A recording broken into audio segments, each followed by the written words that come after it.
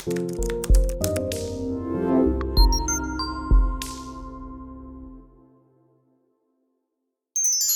कुंडली का छठा घर। कुंडली के छठे घर से शत्रु, रोग तथा ऋण का पता चलता है। यह सब आपको पता है, परंतु क्या आपको पता था कि छठे घर से विदेश में आपके भविष्य का पता लगाया जा सकता है? यदि छठा घर बहुत अच्छा है तो अपने देश से अधिक अच्छे संबंध विदेश में होंगे। ये रहस्यमयी बातें हैं जो कुंडली के छठे घर से पता चलती हैं, जिन्हें शायद आप नहीं जानते थे, अब जान जाएंगे। कुंडली का छठा घर एक सही संतुलन में होना चाहिए। कोई ग्रह बहुत अधिक बलवान तो कोई निर्बल नहीं होना चाहिए। कुंडली के छठे घर का स्वामी यदि उच्च का है तो जातक के शत्रु भी उच्च कोटि के होंगे, जिनसे मुकाबला करने के लिए जातक को शक्तिशाली होना पड़ेगा। ध्यान देने की बात यह है कि कुंडली के छठे घर का स्वामी नीच राशि में है तो जातक के लिए अच्छा नहीं है।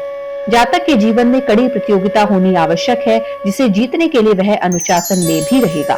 सचिन तेंदुलकर प्रमुख उदाहरण है। उनकी कुंडली के छठे घर ने ही उनको प्रसिद्ध बनाया है। कुंडली का छठा घर आपको सामान्य से विशेष बनने की भरपूर क्षमता देता है।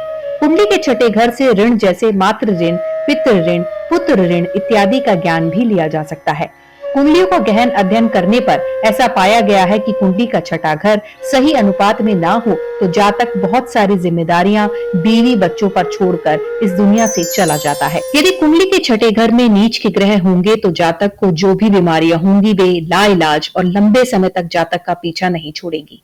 ऐसा देखा गया है कि जातकों को बीमारी बुढ़ापे में या अधेड़ उम्र पार करने के पश्चात होती है। कुछ जातकों की कुंडली का अध्ययन करके हमने पाया है कि जिनकी कुंडली का छठा घर कमजोर होता है, उन जातकों को दूसरों के लिए अस्पताल के चक्कर लगाने पड़ते हैं। कुंडली का छठा घर यदि सही अनुपात में ना हो तो जातक निरोगी नहीं रह पाता। सभी ग्रहों का कुंडली के छठे घर में प्रवेश का फल। सूर्य यदि कुंडली के छठे घर में विराजमान हो तो जातक स्वस्थ रहता है और जातक को रोग, ऋण और शत्रु के आने जाने से कोई समस्या नहीं होती। चंद्रमा कुंडली के छठे घर में विराजमान हो तो जातक को इम्यूनिटी बढ़ाने पर ध्यान देना चाहिए, क्योंकि जातक को बड़ी नहीं बल्कि छोटी छोटी बीमारियां घेरती हैं। जातक की माता का स्वास्थ्य भी खराब रहता है। जातक को आनुवंशिक बीमारियां होने की पूरी संभावना रहती है।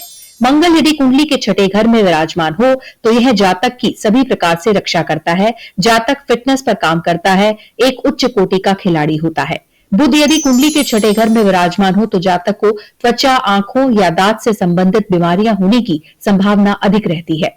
गुरु यदि कुंडली के छठे घर में विराजमान हो तो जातक का हाजमा अच्छा ना होने के कारण पेट से संबंधित बीमारियों का सामना करना पड़ता है। जातक बहुत अधिक मोटा या काफी पतला होता है। शुक्र यदि कुंडली के छठे घर में विराजमान हो तो जातक को शुगर या लो ब्लड प्रेशर की बीमारी रहती है। जातक को जीवन में कई बार कॉस्मेटिक सर्जरी से भी गुजरना पड़ सकता है।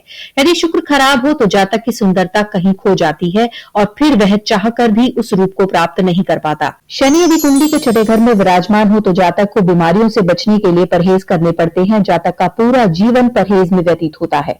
राहु कुंडली के छठे घर में विराजमान हो तो जातक को शारीरिक से अधिक मानसिक बीमारियां होती हैं, पर जातक को दीर्घ आयु प्राप्त होती है। केतु यदि कुंडली के छठे घर में विराजमान हो तो जातक को लाइलाज बीमारियां होती हैं। अक्सर ऐसा देखा गया है कि बीमारी कुछ और है और इलाज किसी और चीज का हो रहा है।